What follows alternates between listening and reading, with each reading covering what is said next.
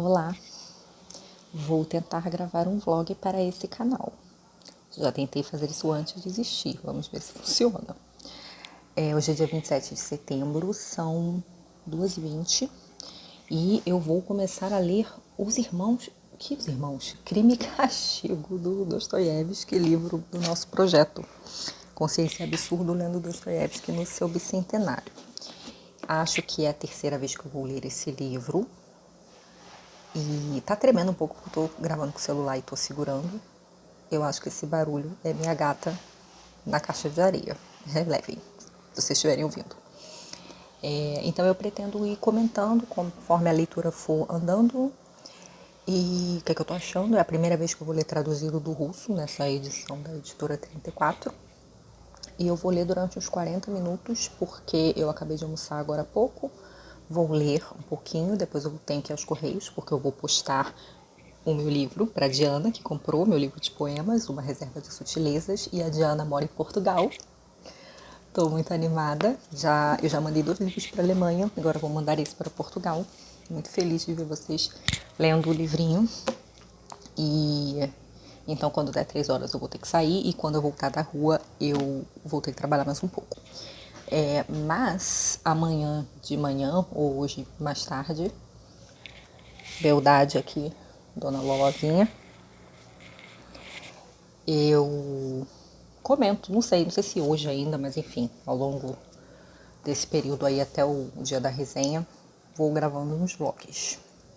Eu estou atrasada com essa leitura, já era para eu estar lendo, mas eu sou conhecida por fazer planos que são mais complicados do que eu pensei, em planejar coisas que acabam se mostrando mais trabalhosas e complicadas. Essa sou eu, enfim. Se você for começar a ler ainda o Crime e Castigo e quiser comentar aí, acompanhar os vlogs, comenta. E também, se quiser fazer alguma pergunta sobre meus hábitos de leitura, aproveita que eu respondo nos próximos vídeos. Vou tentar soltar um vlog por semana até o dia da resenha do bonitão aqui. Então, bora ler.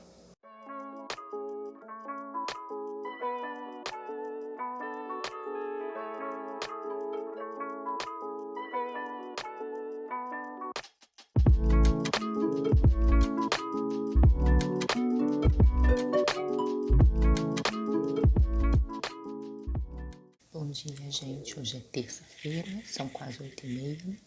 Eu acordei mais tarde do que eu pretendia, porque eu tive insônia. Eu estou tomando café e depois, ó, esse bonitão aqui. Eu li até a página 32 ontem, fiz um cálculo de que para ler até o dia que o vídeo tem que sair, eu tenho que ler uma média de 23 páginas por dia, e ontem eu cumpri a média. Agora, antes de começar a trabalhar, eu vou ler mais um pouquinho. Antes eu vou terminar meu café da manhã.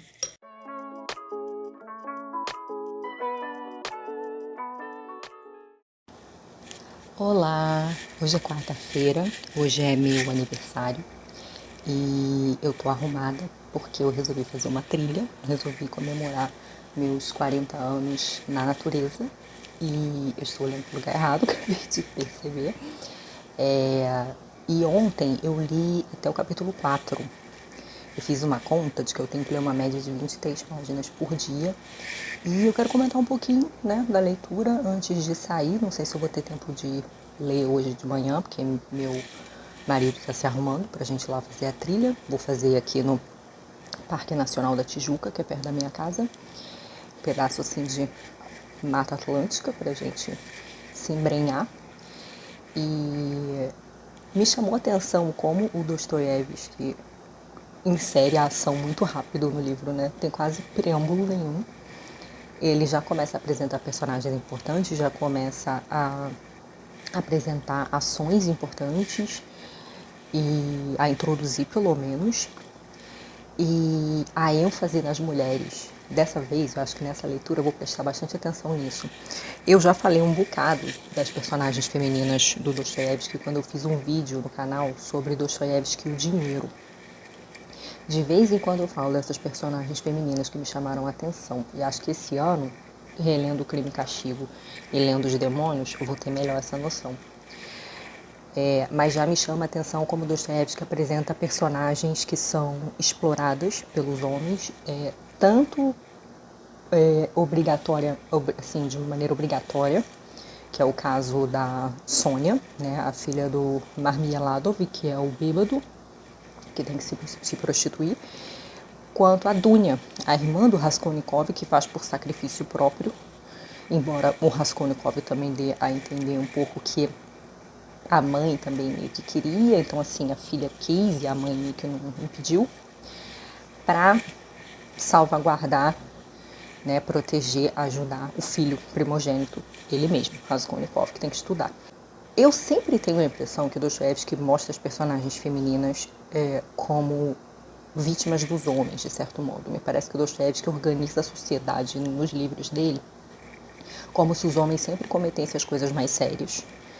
E como as vítimas são inocentes e acabam pagando pelas inconsequências desses homens, sendo as maiores vítimas as crianças. Se vocês repararem, sempre tem criança sofrendo nos livros do Dostoiévski. Mas tem esse grupo, que eu acho que na escala da gravidade estaria um pouquinho antes das crianças, que são as mulheres. São essas mulheres que são obrigadas a se prostituir por questão de dinheiro.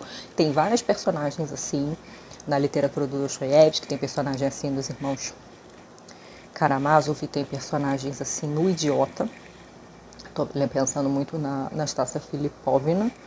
E aqui a gente já vê como isso também acontece, né? Inclusive com a mãe do Raskolnikov, que faz uma viagem sem poder, né? Que recebendo uma pensão muito baixa, como ela fica relevando os motivos e os modos do Luzhin, né, o cara que quer casar com a Dunya. E tem a esposa do Marmieladov também, cujo nome eu já esqueci, que embora seja uma madrasta complicada, vamos dizer assim, né, é uma mulher que também acaba sofrendo por causa das inconsequências de seu marido bêbado. É isso, eu acredito que mais lá pela tarde eu vou conseguir ler um pouquinho mais. Eu ontem trabalhei até mais tarde para não ter que trabalhar hoje, porque eu sempre que possível não gosto de trabalhar no dia do meu aniversário. Então se eu ler mais um pouco, depois eu volto para falar o que eu achei. Até mais.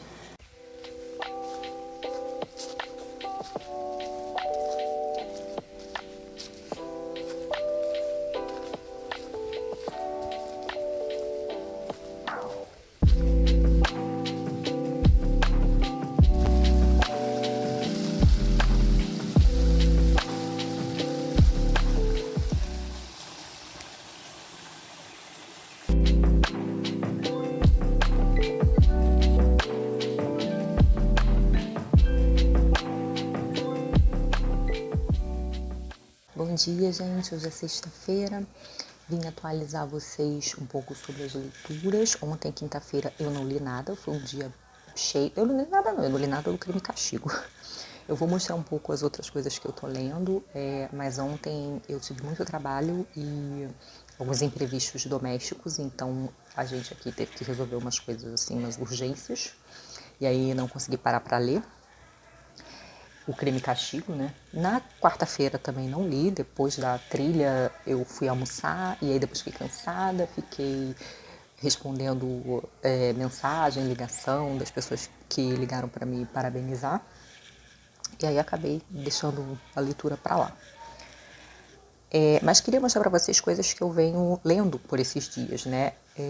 Já há algumas semanas eu tô lendo o Laila, da Marilynne Robinson, que é o terceiro daquela série Gilead, e eu tô gostando bastante, é sobre a vida da esposa do Reverendo Ames, e é interessante porque a vida dela foi completamente diferente da do Reverendo Ames, que é o narrador do primeiro livro, e do Bolton, que é um dos personagens do segundo livro, né? O segundo livro é focado na família do Bolton, não só o Bolton, mas a filha dele, Grace, e o filho Jack, que é uma espécie de filho problemático. E eu tô gostando muito, assim, a vida da Layla foi muito sofrida, ela foi muito pobre, ela comeu pão que já amassou. E o relacionamento deles não é tão bom, assim, não foi tão tranquilo quanto parecia, né? Muito interessante ver tudo que o Ames decidiu não contar na carta que ele escreve pro filho dele, né? O primeiro livro é uma carta.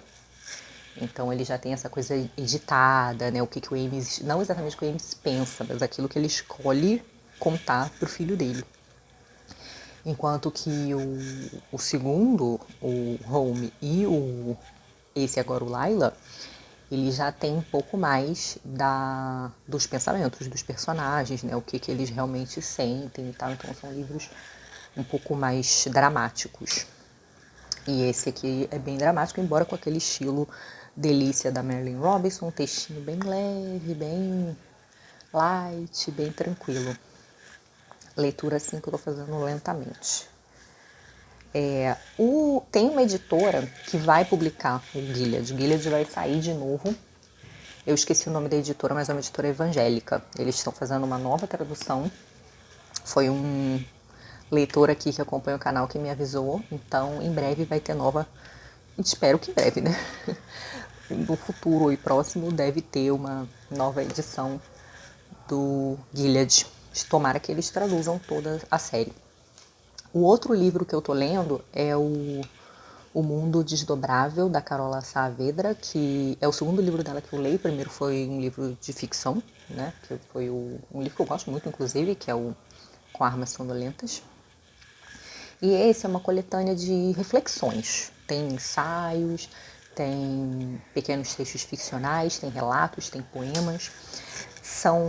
Os temas me interessam muito, falam sobre povos indígenas, suas culturas, sua literatura, fala sobre literatura, fala sobre narrador, fala narrativa, né? Fala sobre psicanálise, fala sobre arte feita por mulheres, literatura e arte em geral feita por mulheres.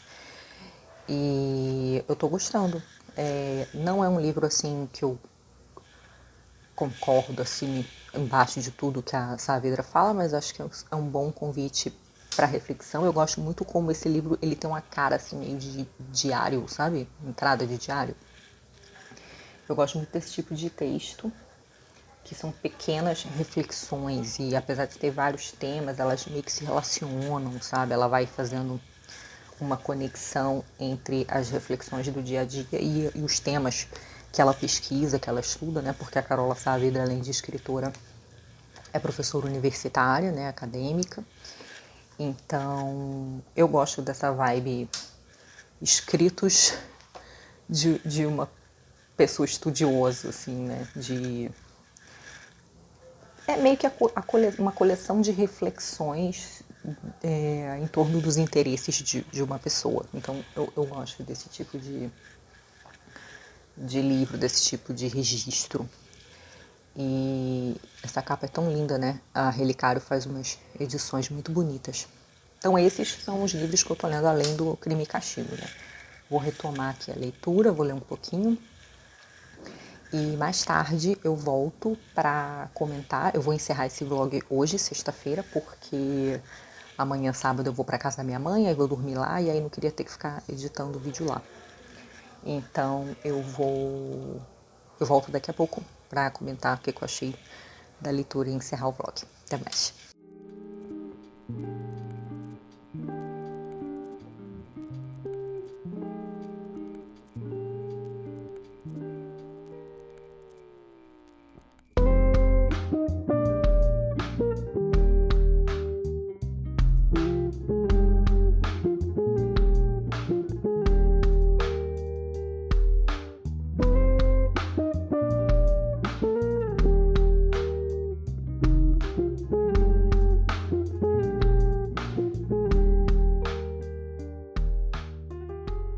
Voltei para falar então do que eu li. Eu terminei a parte 1 e li o primeiro capítulo da parte 2.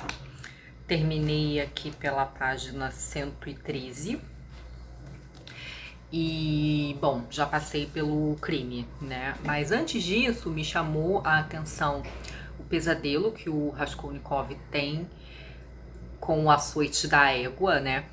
É o pesadelo que ele tem antes de cometer o crime. E a gente vê que já é subconscientemente ele lidando com esse mal que vai atormentá-lo, com essa consciência de que é um mal. Porque no sonho ele é pequeno e ele fica revoltado com uma injustiça, que é o açoite lá da égua, né? Que é torturada, assim, uma cena horrorosa, assim, super pesada. E que é uma cena super sofrida, que vai antecipar logo a cena do crime em si. E eu gosto muito do modo como o Dostoiévski mostra a cisão emocional e psicológica do personagem, como ele vai mostrando os processos subconscientes, em princípio nesse pesadelo, né? Porque a gente vai vendo que tem vários momentos de hesitação, onde ele não acredita que ele vai fazer aquilo, onde ele tem dúvidas, né? E uma coisa que também me chamou a atenção, até a parte que eu li, o último capítulo que eu li é o capítulo em que ele vai na delegacia, em que ele é chamado por causa da dívida com a senhoria. E o que me chamou a atenção é que toda a narrativa parece um pesadelo, né? Ele, logo depois do crime, ele acorda. Então é como se ele chega em casa meio que como a gente não sabe muito bem como, não é descrito. Ele acorda meio perdido, não lembra direito o que aconteceu. Aí quando ele lembra, ele fica meio passado, porque ele não fez nada, ele não escondeu as provas do crime nem nada, né? Então toda a narrativa tem esse tom de pesadelo também, né? Ele fica oscilando, ele fica delirando. Ele mesmo, o próprio narrador fala sobre delírio, sobre medo, né? A gente vai entrando aí nesse crescendo da angústia do Raskolnikov, e o livro é muito angustiante também nesse sentido, a leitura, né? Esse episódio do pesadelo, né, o episódio da égua, ele me fez lembrar de um filme.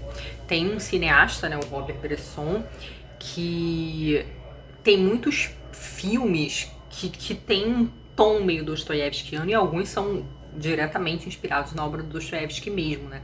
E ele tem esse filme que chama O Razar Baltazar, que em português ficou A Grande Testemunha, que é sobre um burrinho, e é sobre esse inocente, né, que é açoitado, maltratado. E que eu li em algum lugar que a inspiração para essa história do burrinho era do Idiota, do romance do Idiota. Mas eu fiquei lembrando dessa cena aqui agora, lendo o Crime e Castigo, né? Dessa maldade aí gratuita contra o animal inocente. O Bresson também tem um filme chamado Mouchette, que é sobre a violência contra uma menina, uma menor de idade, e que ela vai sofrer, vai comer o pão que o diabo amassou, coitada.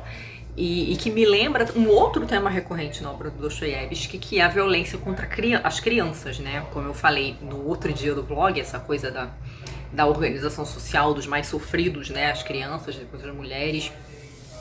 Então tem, o Mouchette, eu não sei se é inspirado em alguma obra dele especificamente, mas ele tem, eu acho que essa similaridade de tema. Se vocês estiverem ouvindo alguma coisa aí, são meus vizinhos, né? Esse horário ainda é horário comercial, né? São 5 e pouca.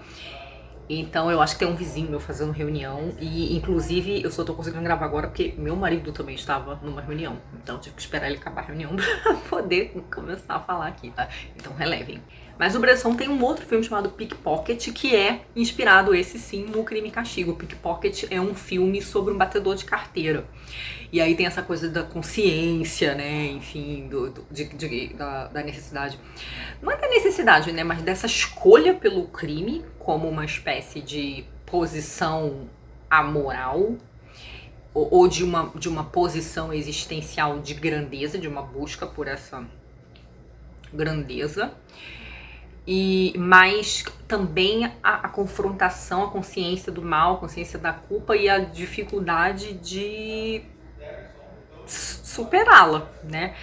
O que vai corroendo os personagens. A história do Pickpocket não é uma história igual a do Crime e Castigo, mas o filme é inspirado, né? Ele é livremente inspirado nessa coisa dos processos subconscientes do Raskolnikov. Me chama a atenção também o comportamento dele na delegacia, né?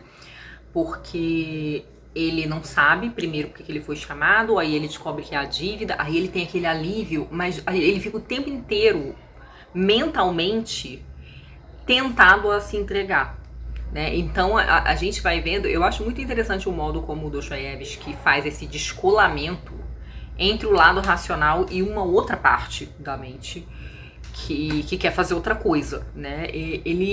O Dostoiévski sempre dá um jeito meio que de mostrar como ninguém parece que é totalmente senhor das próprias ações, porque as pessoas fazem coisas que não estão de acordo com as suas escolhas conscientes, vamos dizer assim, né? Então ele fica tendo aquela tentação de se entregar, ele fica oscilando, ele se sente inseguro pela condição de saúde dele, né? Porque o Raskolnikov, desde o início do livro, é descrito como uma pessoa doente, né? A gente vê que ele tá passando fome, praticamente, além dele andar todo andrajoso, ele tá faminto. Então ele também fica nesse estado meio delirante da doença, ele tá o tempo inteiro febril, né? E aí o capítulo termina maravilhoso. Eu acho essa coisa do poder da narrativa também, eu acho muito bom, porque eu acho que esse é um dos livros mais bem amarrados do Dostoiévski.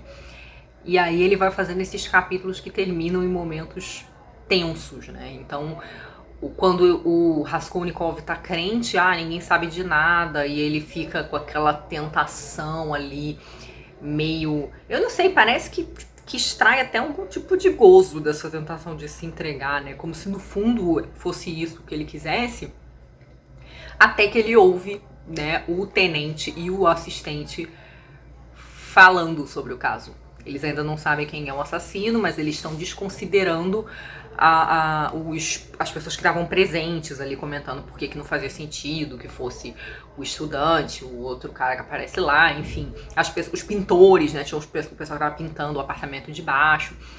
E aí o Raskolnikov colapsa, né? Desmaia nesse momento. E o final desse capítulo eu achei maravilhoso, porque ele é super ambíguo, né? As pessoas começam a falar de modo cifrado.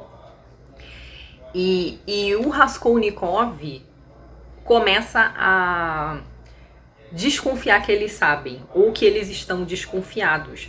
E eu acho interessante como o Dostoiévski não deixa claro, né? Porque como o Raskolnikov tá numa situação de delírio, ele pode estar imaginando coisas, né? Então tem essa coisa do comportamento estranho dos homens da delegacia, que estão desconfiados, ou parecem desconfiados em relação ao comportamento do Raskolnikov. E a gente nunca vai saber exatamente, pelo menos não nesse ponto, se eles estão realmente desconfiados de que ele tem alguma coisa a ver, até porque o que é mostrado pra ele lá, né, a carta lá da promissória da dívida, não sei o que, é um outro caso, né? Em tese, ele foi à delegacia por um outro caso. Ele até fala que acha estranho, né? Porque, poxa, a minha senhoria me prometeu que nunca ia usar essa promissória contra mim, né? Então essas coisas ficam assim meio no ar, né?